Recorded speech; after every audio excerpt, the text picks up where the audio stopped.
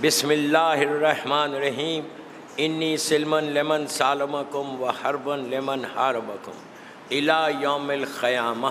صلوات پڑھے محمد و آل محمد۔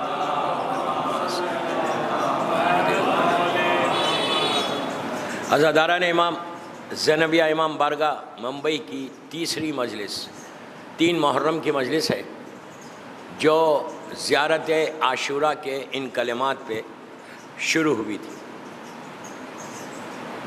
یہ جن کلمات سے میں نے مجلس کا آغاز کیا، یہ ایک وعدہ ہے، ایک عہد ہے جو ہم امام حسین سے کرتے ہیں۔ زیارت عاشوراء ہمارے پاس موسٹ ریکمنڈڈ زیارت ہے،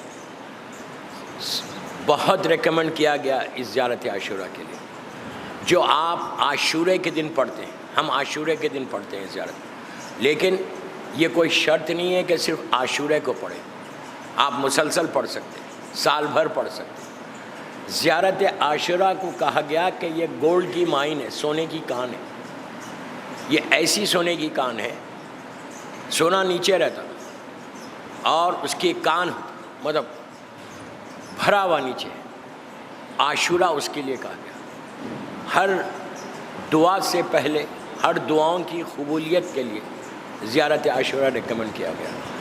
موت بھی اگر آ جائے، کسی میت پہ پڑھو، اس کے بعد کہا گیا کہ جب دفن کرو تو عاشوراء پڑھ کے لحد کو بند کرو۔ کیوں؟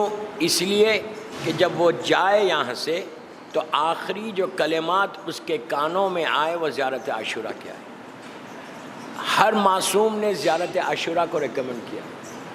پوری دنیا میں جہاں بھی میں نے بتایا، لوگوں کے 10 سال 20 سال کے پرابلم، اولاد نہیں ہے تو زیارت عاشوراء آپ کو کام آئے گی۔ پریشانیوں میں انسان ہے، بیماریوں میں انسان ہے، کوئی تکلیف ہے تو عاشوراء اس کو چینج کر دے گی۔ یہ ایک زیارت امام حسین کی ایسی ہے کہ جس کے لیے بہت سے علماء نے اس پہ زور دیا، یہاں تک کہ بھی حال کے آغا بہجت جو بہت مشہور ہمارے مرجع تھے، بڑا پائس انسان تھا، انہوں نے اپنے استاد آغا بہجت کے استاد شیخ کرکی، انہوں نے خواب میں مرنے کے بعد آغا بہجت نے اپنے استاد کو دیکھا کہ آئے ہیں، بڑے خوش ہیں۔ تو آغا بہجت نے پوچھا کہ آغا آپ کو کیا ملا نیچے؟ تو کہا جو بھی میں نے نیکی کی ہے، ان کے مدرسے تھے، اسٹوڈنٹس تھے، طالب علم ان کے پاس پڑھتے تھے، کئی کتابیں لکھی۔ تو آغا بہجت نے پوچھا آپ کو ہر چیز کا اجر ملا وہاں پہ؟ تو کہا اللہ نے جو وعدہ کیا ہے کہ ذرہ برابر بھی نیکی کرو گے تو میں دوں گا، اللہ نے دیا، مجھے سب کچھ ملا۔ پھر آقا نے پوچھا کہ سب سے زیادہ کس چیز کا فائدہ ہوا آپ کو، کہ آپ کے دل میں وہاں احساس ہوا کہ کاش میں یہ دنیا میں زیادہ کرتا تو یہاں پہ اس کا فائدہ زیادہ ہوتا۔ اس لیے کہ ہمارے پاس اندازہ نہیں ہے ہم کو کہ ہم کیا کر رہے ہیں۔ جیسا محرم ہے، یہ اتنی برکتوں والا مہینہ ہے، یہ نورانی مہینہ کہلاتا، نور کا مہینہ ہے، اتنا نورانی مہینہ کہ پوری دنیا میں آپ دیکھو، چاند رات ہو ہر طرف عزائے حسین شروع ہو جاتی ہے۔ پوری دنیا میں جہاں پہ 10 آدمی ہیں وہ لوگ بھی عزا خانہ اسٹارٹ کر رہے ہیں، جہاں 1 لاکھ آدمی ہیں وہ بھی اسٹارٹ، ہر گھر میں عزائے حسین ہوئی۔ مولا کی شان ہے، مولا حسین کی شان ہے، وہ وعدہ اللہ پورا کر رہا جو وعدہ کیا تھا کہ ہمیں قوم پیدا کریں گے جو حسین کی عزا کریں گے۔ تو ان دنوں میں زیارت عاشوراء از موسٹ ریکمنڈڈ۔ تو انہوں نے پوچھا کہ سب سے زیادہ فائدہ کس چیز کا ہوا، کہ وہاں جا کے آپ نے ریئلائز کیا کہ کاش میں دنیا میں زیادہ کرتا ہے۔ تو وہ مسکرا کے کہتے ان کے زندگی کا بڑا مشہور واقعہ ہے آغا بہجت کا، ان کے استاد کا ہے۔ انہوں نے کہا میں روز 1 مرتبہ پڑھتا تھا، وہاں جا کے مجھے احساس ہوا کاش میں 2 دفعہ پڑھتا دن میں، کاش میں 3 دفعہ پڑھتا، کاش میں 4 دفعہ پڑھتا رہتا۔ تو انہوں نے پوچھا کہ زیارت عاشوراء سے پہلی رات میں فائدہ کیا ہے، اس سے کیا ریلیشن ہے؟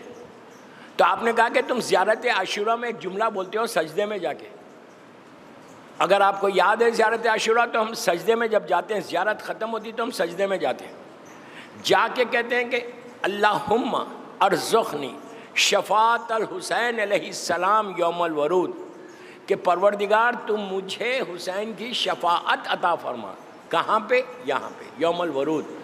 تو کہا جتنی دفعہ، اسی لیے آج آپ دیکھو ہمارے علماء نماز میں قنوت میں یہ پڑھتے ہیں اللہم ارزقنی شفاعت الحسین علیہ السلام یوم الورود، قنوت میں بھی.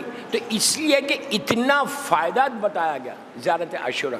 اسی زیارت عاشوراء کے یہ کلمات ہیں جس سے میں نے مجلس کا آغاز کیا 3 دن سے، کہ انی سلمن لمن سالمکم. یہ بہت بڑا جملہ ہے دوستو، کہ میں کسی اور سے وعدہ نہیں کر رہا، خاکی انسان سے، دنیا والوں سے میں وعدہ نہیں کر رہا، میں اس سے وعدہ کر رہا ہوں، حسین ابن علی سے وعدہ کر رہا ہوں. کیا وعدہ کر رہے آپ؟